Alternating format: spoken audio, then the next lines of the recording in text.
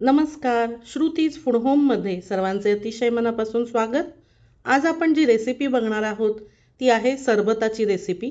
मंडळी, तुम्ही म्हणाल आता तर थंडी आहे, पण मंडळी थंडी कमी होत चाललेली आहे आणि यानंतर आपल्याला आवश्यकता वाटणार आहे ती म्हणजे सरबतांची.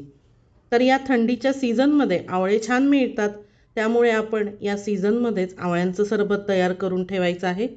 3 ते 4 महिने हे सरबत फ्रीजमध्ये व्यवस्थित टिकतं. चला तर या रेसिपीला सुरुवात करूया. 1 किलो आवळे घेतलेले आहेत. आवळे स्वच्छ धुवून सुती कापडावर सुकवून घेतलेले आहेत. नोव्हेंबर, डिसेंबर, जानेवारी या महिन्यांमध्ये आवळे छान मिळतात, त्यामुळे आज आपण ही रेसिपी बघत आहोत. आता यानंतर थोडंसं अवघड काम आहे, ते म्हणजे हे आवळे आपल्याला किसून घ्यायचे आहेत. हे आवळे किसून का घेत आहे याचं कारणही आपण व्हिडिओ शेवटपर्यंत बघितला तर आपल्याला कळेलच.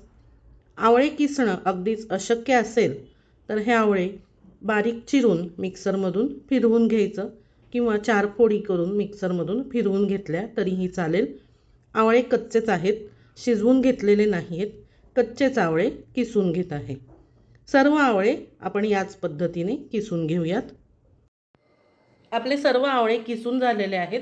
एका भांड्यामध्ये मी हा किस काढून घेतलेला आहे. भरपूर रस असलेला असा हा आपला आवळ्याचा किस तयार आहे. आता एक भांडं किंवा बाऊल घ्यायचं आणि एक सुती कापड घ्यायचं. सुती कापड किंवा रुमाल घेतला तरीही चालेल. हातरुमाल थोडासा पातळ असतो, त्यामुळे ते 2 एकावर एक ठेवून वापरले तरीही चालेल. हे सुती कापड जरा जाड असल्यामुळे मी एकच लेअर वापरत आहे आणि त्यामध्ये 2-3 चमचे आवळ्याचा किस घातलेला आहे.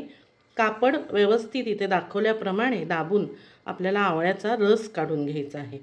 शक्य तितकं दाबायचं. फार जोर लावून दाबणं शक्य नसेल तर किसामध्ये थोडासा रस राहिला तरीही चालेल. आपण या किसाचाही पुढे वापर करणारच आहोत. एका ताटलीमध्ये किंवा थाळीमध्ये हा किस आपण गोळा करून ठेवायचा आहे, टाकून द्यायचा नाही.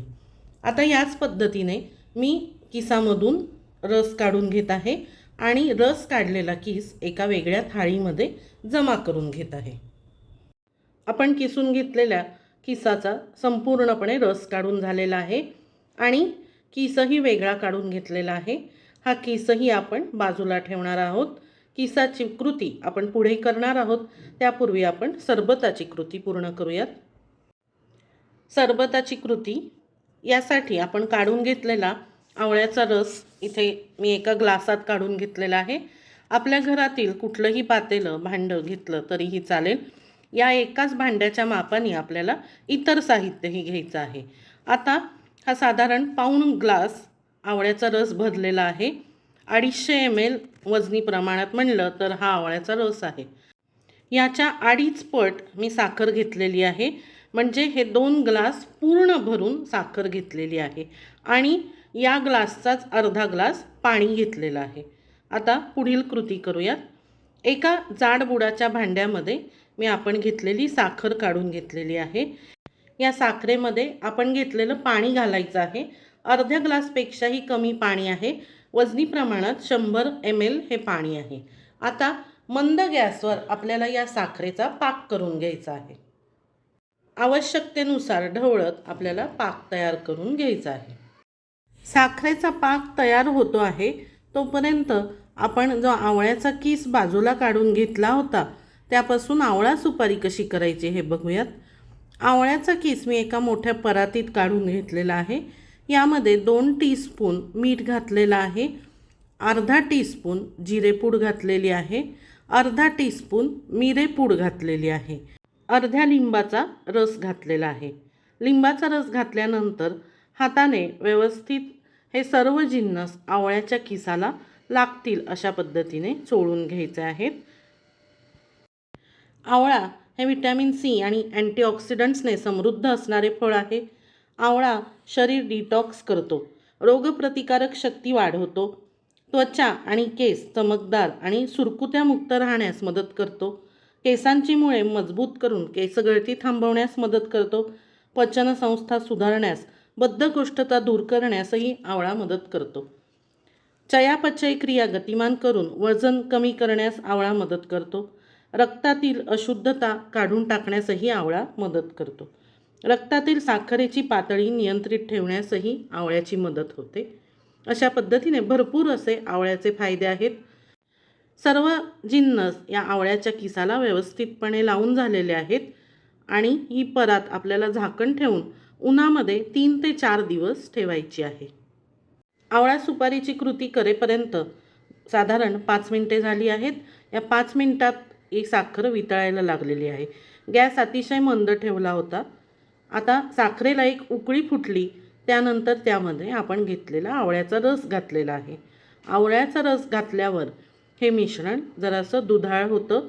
आपल्याला आता हे मिश्रण व्यवस्थित उकळू द्यायचं आहे. पाक घट्ट होईस्तवर आणि हे मिश्रण ट्रान्सपरंट होईस्तवर आपल्याला हे उकळून घ्यायचं आहे. गॅस मंदच ठेवलेला आहे. 7 ते 8 मिनिटे यापुढे आपल्याला हे मिश्रण उकळवण्यास लागणार आहे. आता या मिश्रणाला खळखळून उकळी फुटलेली आहे, पण इथे बघू शकता मिश्रण अजूनही पातळ आहे. थोडासा पाकाला घट्टसरपणा येईपर्यंत आपल्याला हे मिश्रण उकळवायचं आहे. काटेकोरपणे तार येईपर्यंत पाक उकळवण्याची इथे गरज नाही आहे. आपण जे आवळ्याचं मिश्रण घातलं होतं ते ट्रान्सपरंट होईपर्यंत म्हणजे मिश्रणाचा दुधाळपणा जाईपर्यंत आपल्याला हे उकळवायचं आहे. आता मिश्रण आपलं व्यवस्थित उकळलेलं आहे, त्याला घट्टपणाही आलेला आहे. आता पुढील कृती करूयात.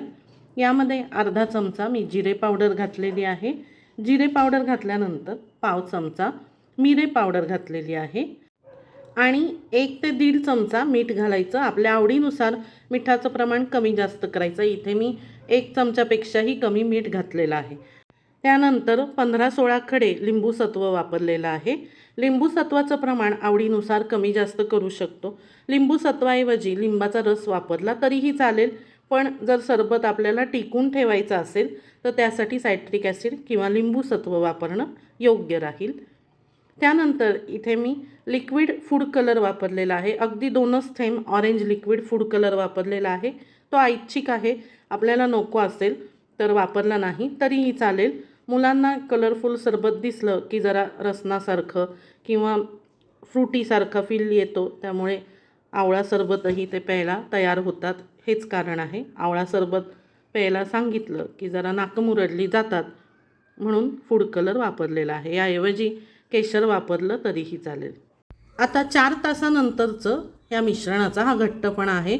मिश्रण पूर्णपणे थंड झाल्यावरच आपल्याला भरायचं आहे. 4 तास झालेले आहेत. मी जाळी ठेवली होती. आपण जाळी किंवा कापड टाकून हे मिश्रण थंड करून घेतलं तरीही चालेल.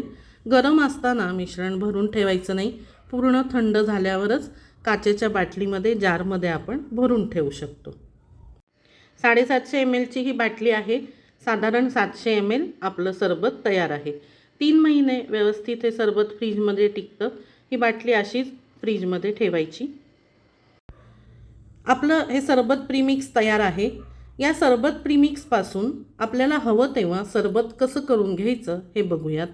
ग्लासमध्ये 5 चमचे हे सरबत प्रीमिक्स घ्यायचं. त्यामध्ये पाऊण ग्लास भरेल एवढं पाणी घालायचं. मिश्रण व्यवस्थित ढवळून एकजीव करायचं आणि आपलं सरबत तयार आहे. हे सरबत थंड पाण्यात, कोमट पाण्यातही आपण घेऊ शकतो. कोमट पाण्यातही आवळ्याचं सरबत अतिशय छान लागतं. थंड पाण्यात बर्फाबरोबर तर नेहमीच छान लागतं. तर ही बहुगुणी अशा आवळा सरबताची रेसिपी कशी वाटली नक्कीच करून बघा. कशी वाटली तेही कमेंट करून कळवा. 4 दिवसानंतर जी आपली आवळा सुपारी होती ती चांगली खडखडीत वाळलेली आहे. हातावर घेऊन चुरून बघितली तर व्यवस्थित चुरली जाते. ही सुपारी ही 4 महिने व्यवस्थित टिकते. हवाबंद डब्यात ठेवायची, फ्रीजमध्ये ठेवायची गरज नाही. प्रवासात कॅरी करण्यासाठी अतिशय उत्तम. उलटीची भावना होत असेल, ॲसिडिटी होत असेल त्यावेळेस खाण्यासही अतिशय उत्तम असते. तर या आवळ्याच्या सीझनमध्ये या दोन्ही रेसिपी नक्कीच करून पहा. कशा वाटल्या तेही कमेंट करून कळवा. आपल्या श्रुतीज फूड होम या चॅनलला लगेचच लाईक करा, शेअर करा, सबस्क्राईब करा.